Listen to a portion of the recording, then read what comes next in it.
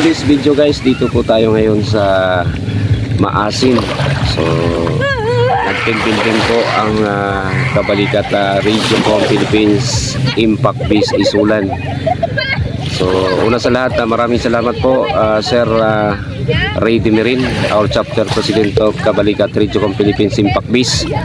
At salamat din po sa mga officers and members. Tara, let's go guys, enjoy tayo.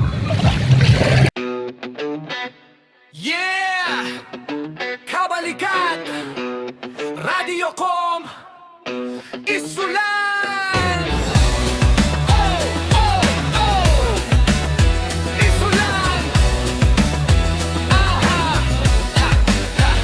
Sa bawat unos at bagyo sa bayan, kami handang tumulong kailanman. Sa radyo man ay may nagbabantay para sa tao, laging nakaalay.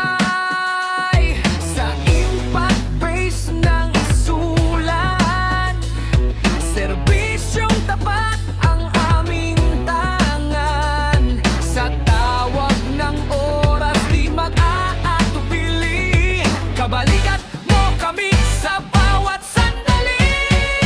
Kabalikat Radiocom Pilipinas, sa sakunay agad na lumalakas.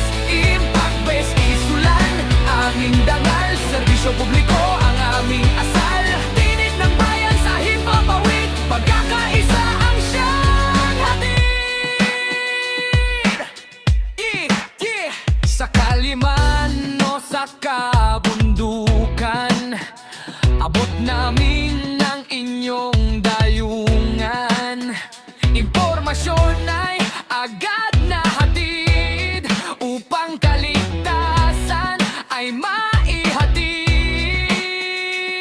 Voluntaryong pusong naglilingkod sa kapwa'y tunay na umiikot. Sa bawat chapter na nagkakaisa, isang layunin, tumulong sama-sa.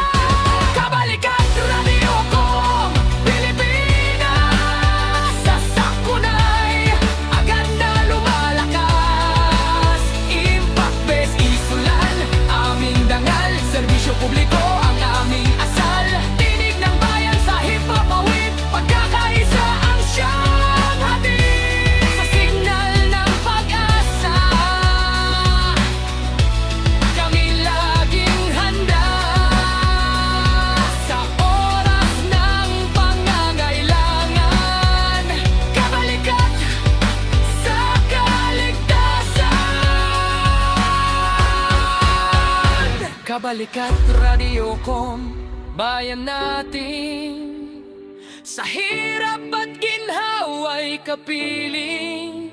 Impact base Isulan, chapter, serbisyong totoo, walang katapan. Pilipinas, kami naririto, kabalikat mo para sa'yo. Kabalikat Radio